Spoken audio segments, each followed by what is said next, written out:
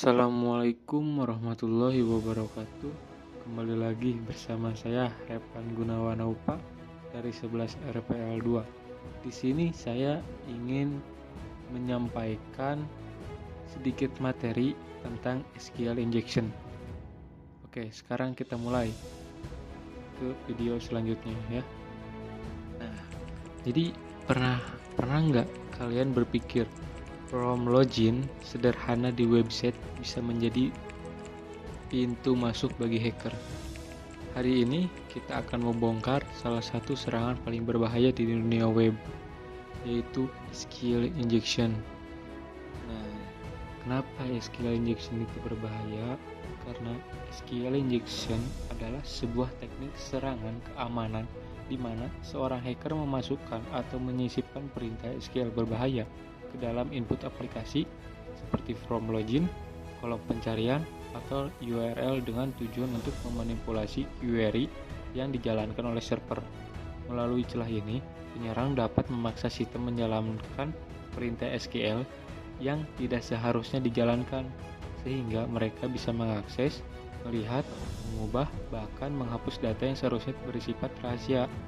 SQL injection merupakan salah satu jenis serangan yang paling berbahaya karena dapat menyebabkan kebocoran data, perusakan database, hingga pengambil alihan penuh terhadap sistem di sebuah server tersebut.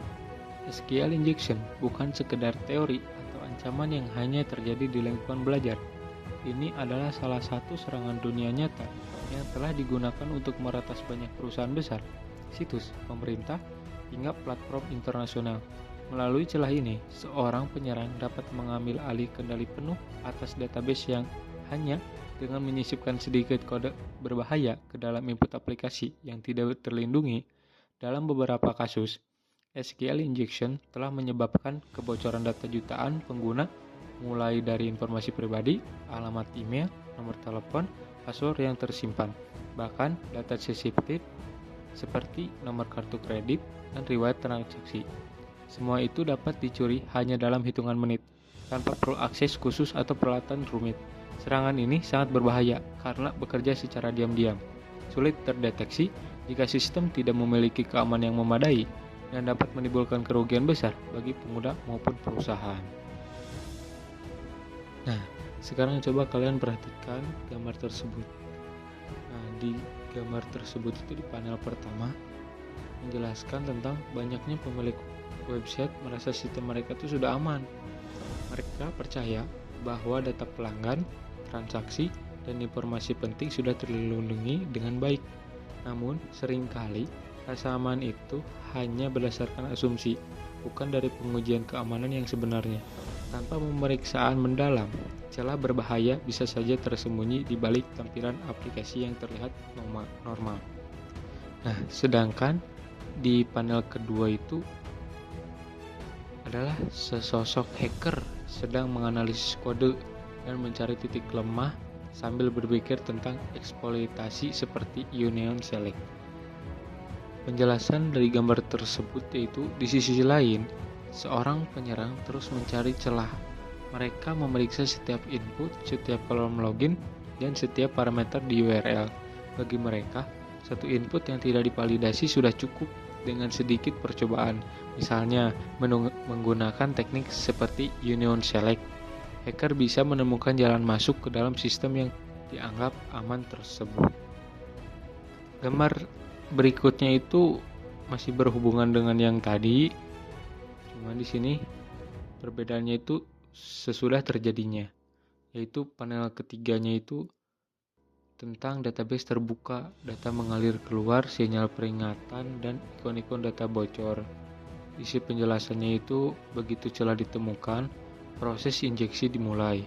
Perintah SQL berbahaya dimasukkan melalui from atau URL, dan server yang tidak aman mengeksekusi perintah tersebut tanpa sadar. Dalam hitungan detik, database berhasil ditembus. Informasi pelanggan, transaksi, serta data sensitif lainnya jatuh ke tangan penyerang.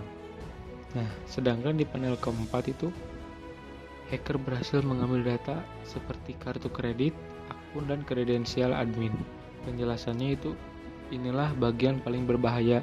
Dengan database yang sudah terbuka, hacker bisa mengambil berbagai jenis informasi, data pelanggan, nomor kartu kredit, password, hingga kredensial admin. Tujuan mereka itu beragam, mulai dari keuntungan finansial, pencurian identitas, sampai pemerasan. Dampaknya bisa sangat luas dan merugikan bagi seluruh orang yang tidak ikut bersalah. Nah, sedangkan di panel kelima itu, pemilik website panik karena data breach, terdapat peringatan data breach detected. Penjelasannya itu ketika kebocoran data terjadi, kerusakannya tidak bisa dihindari. Reputasi perusahaan hancur, kepercayaan pelanggan hilang, dan kerugian finansial tak terhitung jumlahnya. Data yang dicuri bisa diperjualbelikan, dipakai untuk penipuan, atau disalahgunakan dalam berbagai cara. Inilah dampak nyata dari sebuah SQL injection yang dibiarkan tanpa pencegahan. Nah, sekarang kita masuk ke bagaimana caranya seorang hacker itu bisa masuk, atau bagaimana itu kodenya sih, bagaimana bentuknya sih. Nah, lihat dari gambar tersebut, panel pertama itu operasi normal. Dalam kondisi normal, aplikasi web akan membangun query SQL berdasarkan input yang dimasukkan pengguna. Ketika user memasukkan username dan password yang valid, sistem membuat query seperti di gambar tersebut. Select from user where username, John Doe, and password 123. Nah, database kemudian mencocokkan data dan bentukan aplikasi login. Berhasil atau tidak, semua berjalan sesuai prosedur karena input yang masuk adalah input yang benar. Nah, kita masuk ke panel kedua, yaitu input berbahaya. Masalah mulai muncul ketika penyerang memasukkan input berbahaya. Contohnya, di kolom username mereka menulis or titik 1 sama dengan titik 1 kurang-kurang. Sementara password bisa diisi apa saja.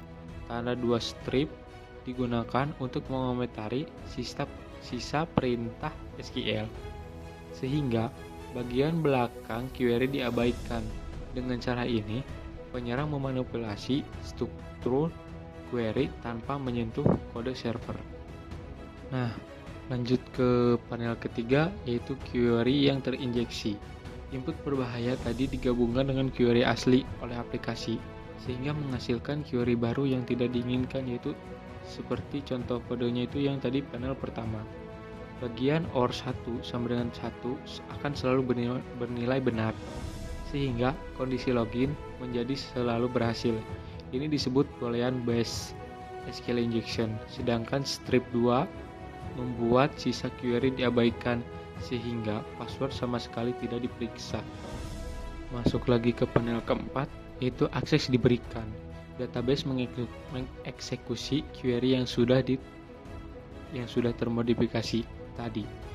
Dan karena kondisinya selalu true atau benar, sistem menganggap login berhasil. Penyerang sekarang memiliki akses ke akun tanpa password yang benar. Dalam banyak kasus, SQL injection tidak hanya memberi akses login, tetapi juga memungkinkan membaca seluruh tabel pengguna, mendapatkan password, email, dan data pribadi, mengambil alih akun admin, bahkan memodifikasi atau menghapus data hanya dengan satu input kecil. Keamanan seluruh sistem bisa runtuh. Nah, jadi gimana friend? Udah paham atau belum? Nah, saya mau menambahkan lagi sedikit lagi. Kesimpulan akhirnya itu, SQL injection adalah celah keamanan di mana seseorang bisa menipu website dengan memasukkan kode berbahaya ke dalam kolom seperti login atau pencarian. Karena website tidak memeriksa input dengan baik, kode itu ikut dijalankan oleh database. Akibatnya, orang yang tidak berhak bisa melihat, mengambil, atau bahkan mengubah data penting. Singkatnya itu, ya, SQL injection adalah cara masuk ke dalam database tanpa izin, hanya lewat input kecil yang terlihat biasa saja. Sekian dari saya. Wassalamualaikum warahmatullahi wabarakatuh.